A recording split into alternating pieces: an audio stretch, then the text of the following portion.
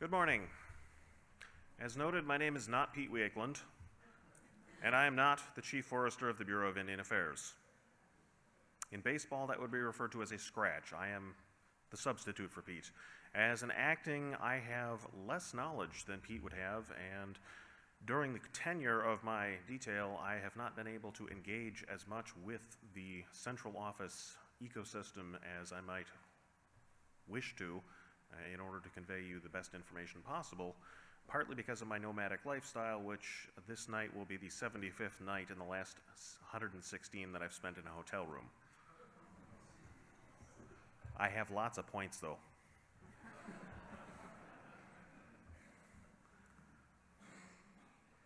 All right, let's talk about the Department of Interior and BI specifically. Currently, as has been mentioned, the DOI is reorganizing.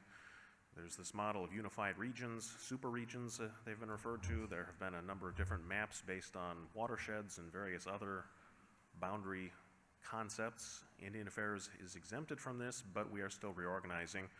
As of April 15th, the Office of Trust Services was partly located in Albuquerque, New Mexico, in the same building as the Southwest Regional Office and Southern Pueblos Agency. There still remains the Deputy Director for Trust Services located in Washington, D.C., however, so I hesitate to say that all of Trust Services has moved. One very apparent thing outcome that has resulted from this already is that people in Washington are realizing that Albuquerque is 2 hours different in time zone from Washington, D.C., and so early morning meetings are attended by very sleepy people. Also, point that I will be harping on later, staff is turning over. This is definitely true in BIA. It's true throughout government, throughout Indian country, and in pretty much any endeavor. The baby boomers are retiring.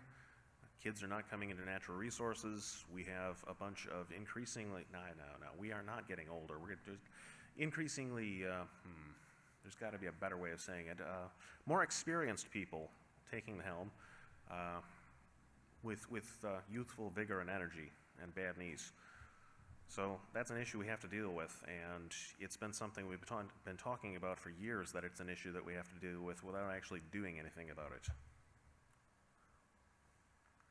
What am I pointing at? Oh, okay.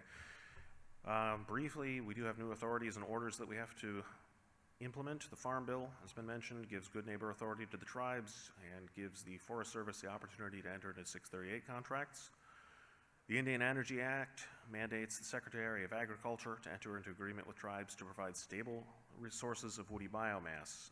It's unclear whether it also mandates the Secretary of Interior to enter into agreements, but that's going to happen anyway.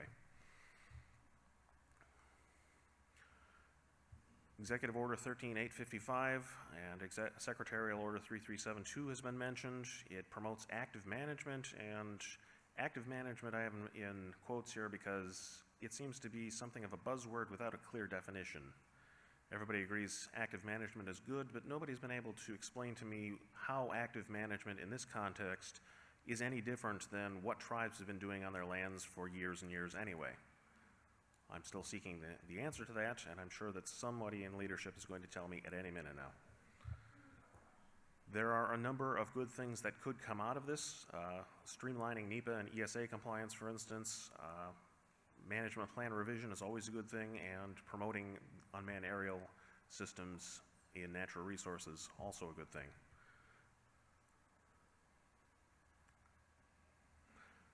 Talked about the Indian Trust Asset Reform Act.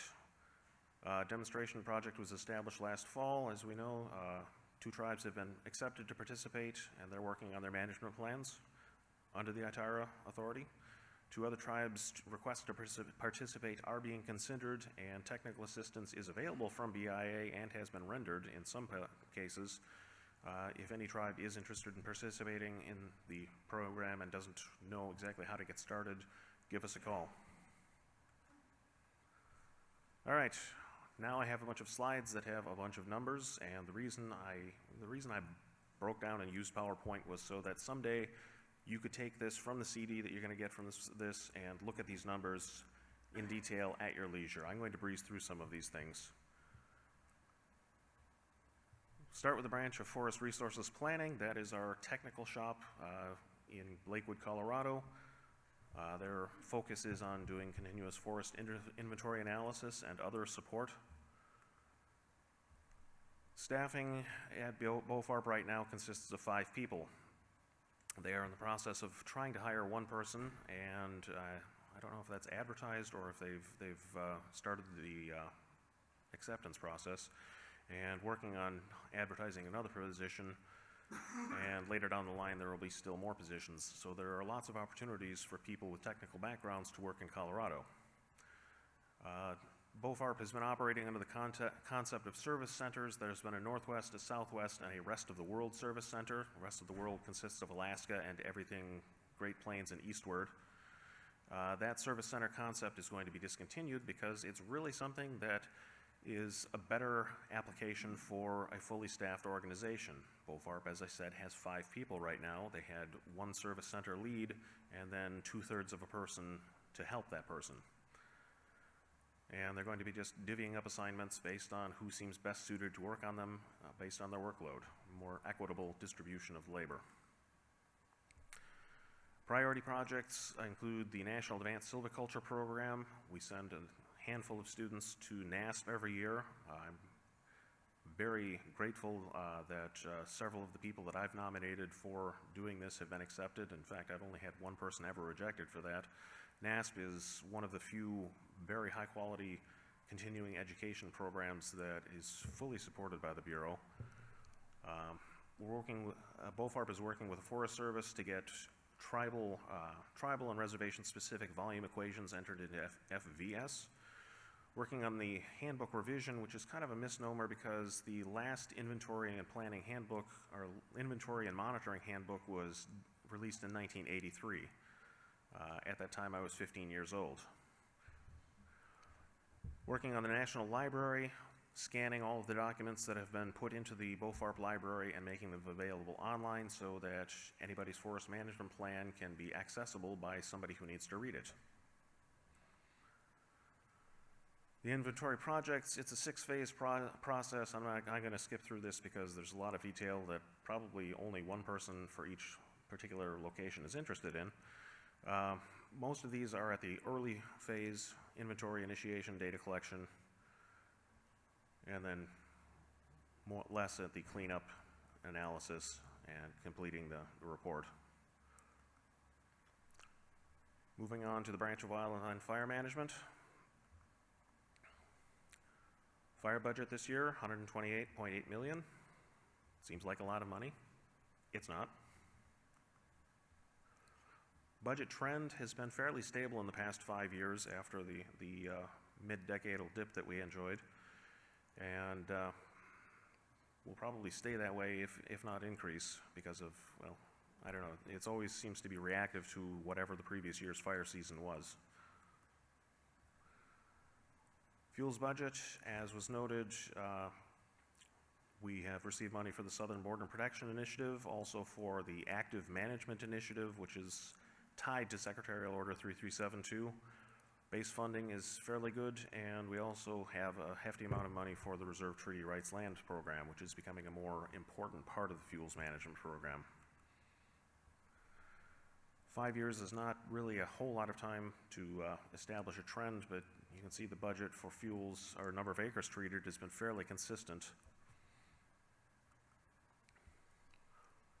Reserve Treaty Rights land has had a substantial impact in Indian country. It's created a lot of jobs and gotten a lot of acres met in areas that are priority for management of tribes in their neighboring jurisdictions. And there is no trend for acres burned. It's all over the place, and we had a fairly quiet year last year. It'll be interesting to see how this year develops. You always wonder at the end of a year when you don't have a lot of fires, what's going to be the fuel load next year. Post-wildfire recovery program, the emergency stabilization and burned area rehabilitation, continues to do good work with limited resources. And now let's move on to the really dry statistics of forestry. Forestry budget is comprised chiefly of the forestry projects and forestry program TPA funds. There are other little pots of money that pay for people at central office, people at the regional offices, and then we get the allocation of forest health funding from the Forest Service. This year we actually got a fairly good amount of money from the Forest Service relative to previous years. In the past 5 or 6 years we've averaged about $400,000.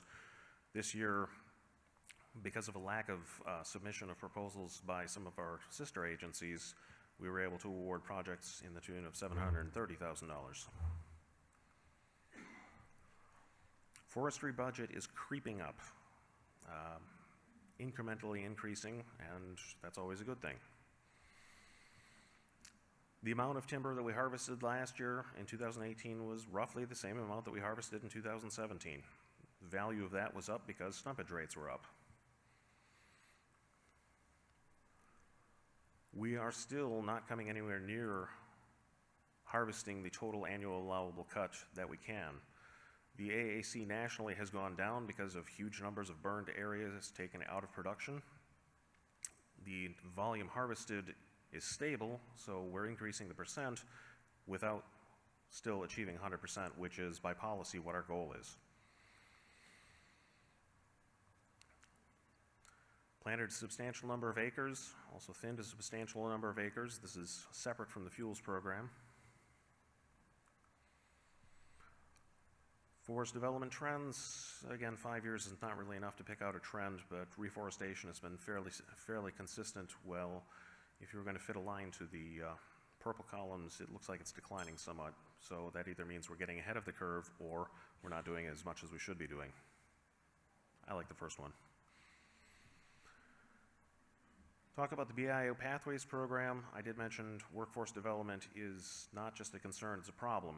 So we are putting a lot of effort into working the BIO Pathways program and other authorities to get people engaged in Indian country forestry and employed after the graduation with BIA or tribes. You can see the statistics on the screen. I will say that the Pathways program has, in the past couple of years, drifted from the vision that it started out with 4 or 5 years ago.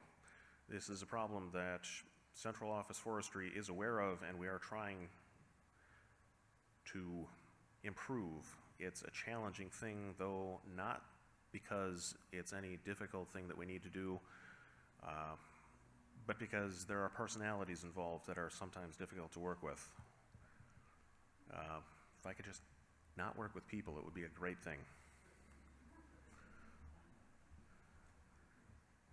Last year we had 2 forestry and 2 fire placements. This year we're looking at 2 fire and 1 forestry placement that have been completed or are in process. And there are currently 13 of each forestry and fire students in the program. 2 other things before I diverge into a rant is we have 2 initiatives that are designed to address some of the past problems of BI forestry and Indian country forestry.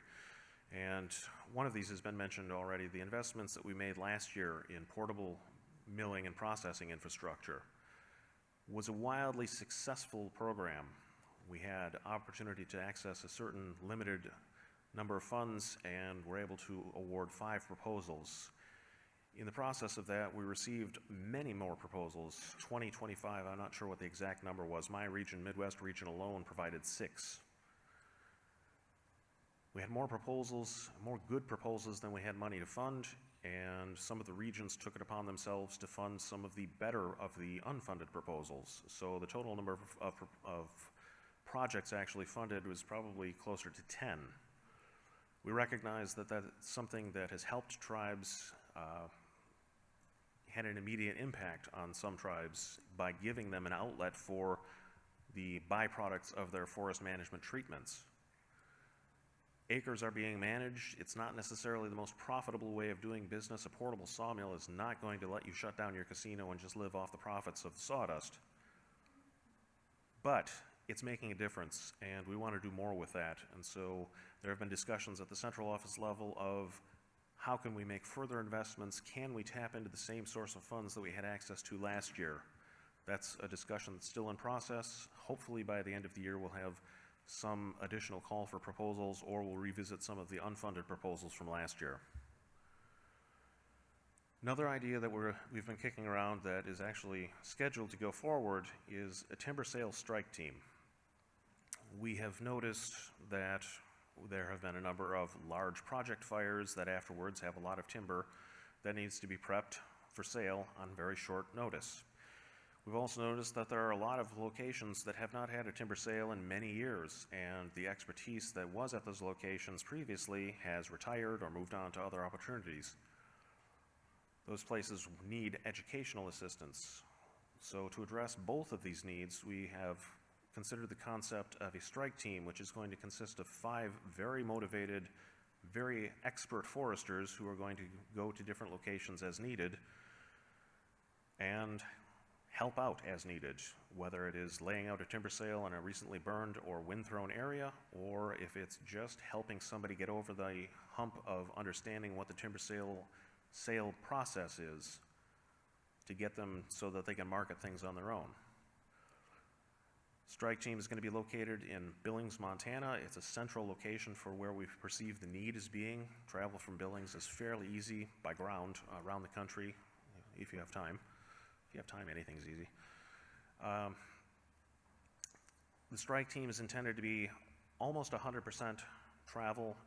They are intended to be flexible, spend 2 weeks in a location, then 2 weeks in another location. Obviously, the longer projects, they'll spend more time in one place. It's going to be somewhat similar to a hotshot crew. You call them in, they fix your problems, then they go away. Kind of like you want the BIA to be.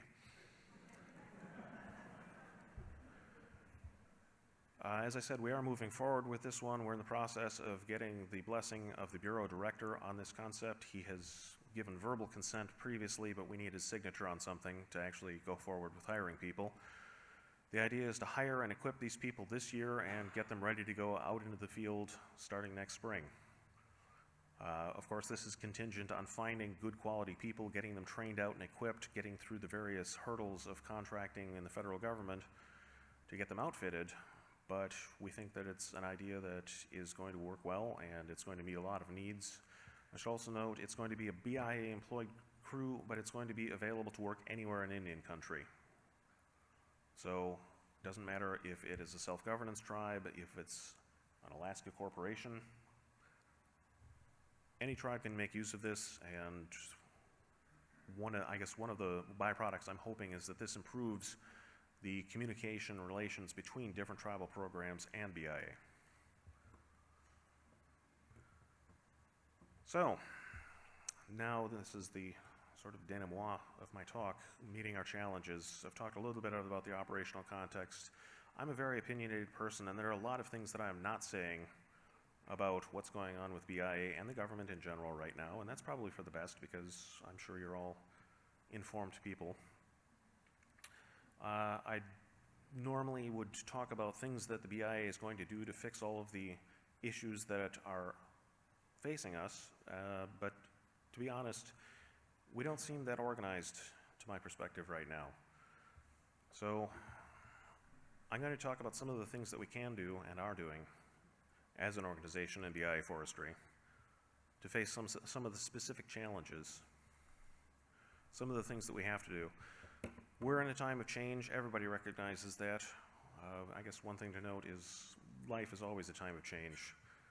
The thing to focus on is every change may contain an opportunity, and I was very pleased on Tuesday to hear this idea that maybe climate change is going to present a great opportunity for natural resources management. I've always wanted to be part of an organization that is working on saving the world. Indian forestry is built on partnerships. A weak BIA weakens tribes.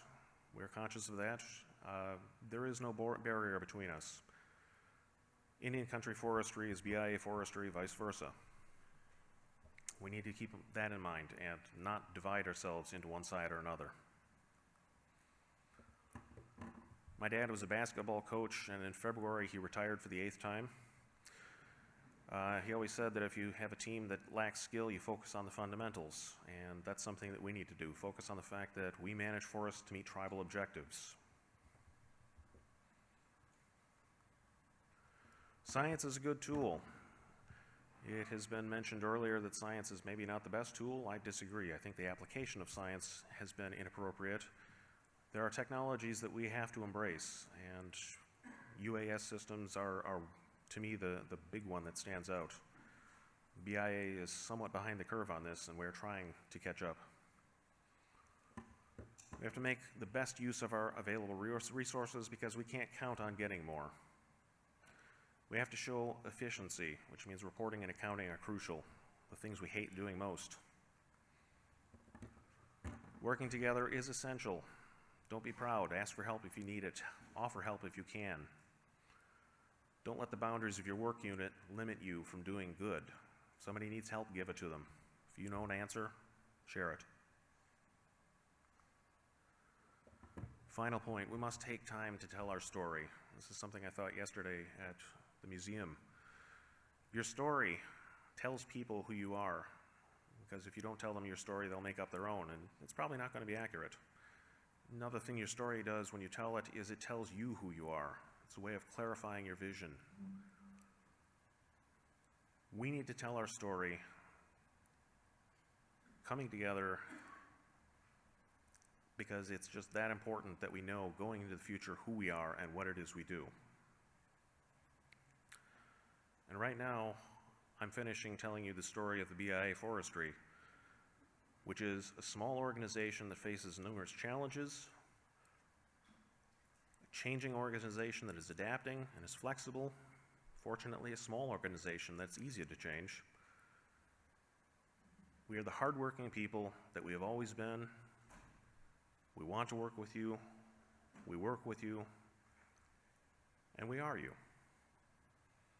And that's not going to change. And that's my story. Thank you.